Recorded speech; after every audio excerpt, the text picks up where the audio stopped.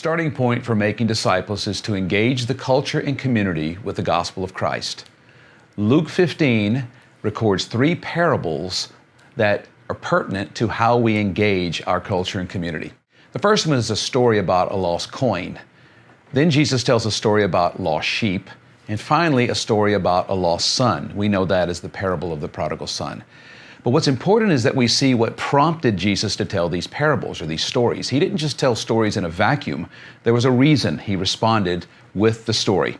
Chapter 15, verse 1 sets the context for these stories. And we can really understand the stories and what Jesus was trying to say only by understanding why he told those stories. Luke 15:1, now the tax collectors and sinners were all drawing near to him, and the Pharisees and the scribes grumbled, saying, this man receives sinners and eats with them. Now these tax collectors and sinners, they were not like the tax collectors today, or every culture has its own idea of what sinners are.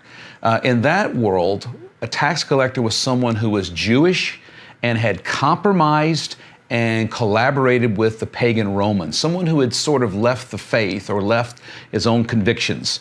We would call that person in our contemporary world sort of a backslider.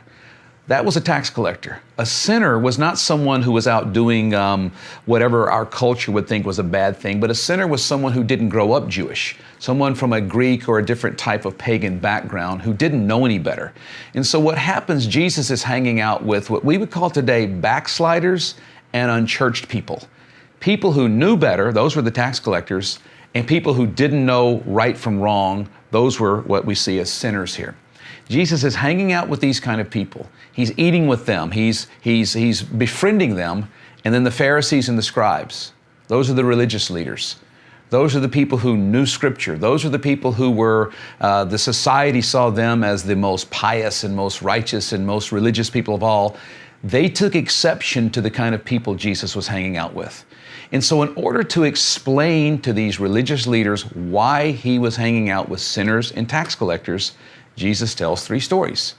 He says there was a lady who lost a coin. And if you lose a coin, then of course you're going to go through the whole house and retrace your steps and turn furniture upside down and do everything you can to find that coin. And then he says that when she found it, she rejoiced. There was a lot of joy. Then he says a shepherd. A shepherd would leave the 99 sheep that he has if one was missing. Now, we don't understand that today. We would say, of course you wouldn't do that. Keep the 99, don't worry about the one. But a shepherd, listening to Jesus' words 2,000 years ago, they understood that the role of the shepherd was to go after the lost, not just to take care of the 99. And unfortunately, a lot of church people today think about the 99, and everything they do in church is all about the church members. And it's all about let's appease the people we have rather than going after the one. And there is a part of engaging our culture and community where we as believers need to leave the 99. We need to leave the church stuff sometimes and engage our culture and community. Jesus was doing exactly that, and religious people got upset. And so he explained it from a shepherd's perspective. A shepherd, a good shepherd, at times will leave the 99 and go after the one. And then finally, we have that parable of the prodigal son, where the son wandered off. Actually, there were 2 prodigals in the story. There was the religious son who stayed home and really had a rotten attitude like a lot of religious people do. And then there was the rebellious son. And so all of us are sort of a combination of the self-righteous and the rebellious. And both of those were far from their father.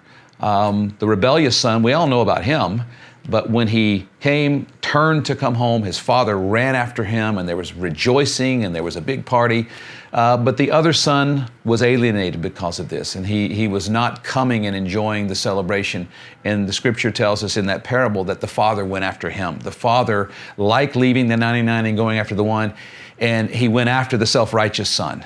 And so whether we're reaching out to people who are religious and self-righteous, or whether we're reaching out to people who are religious rebels, what we are supposed to do to start the discipleship process is there's this idea of leave the 99, go after the one, search for the lost coin, go after the rebellious son, go after the self-righteous son, engage the culture and community.